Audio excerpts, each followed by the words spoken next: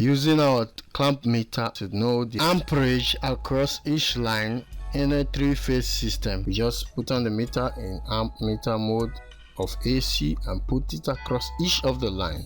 Each of the line you get a particular amp reading, then you sum it up at the end. When you sum it up, you divide it by 3, as a result of it is 3-phase.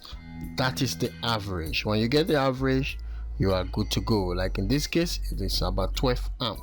So it's simple, it's just the summation divided by 3. Remember, we got a 12 amp, we got a 10 amp, and we got 14 amp.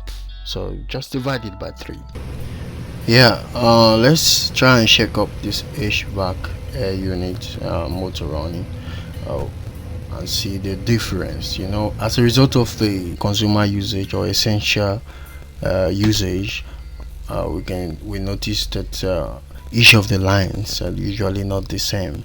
Depending on the usage in a particular line determine the amp reading that we saw in the other instance. But in this instance, in a running motor, we can notice that it is quite balanced, and we don't need to be cracking our heads and doing any average calculations, because it's regular 9.2 9.3 amp rating across each line. So you can see it's quite easier in a simple running motor in a normal condition.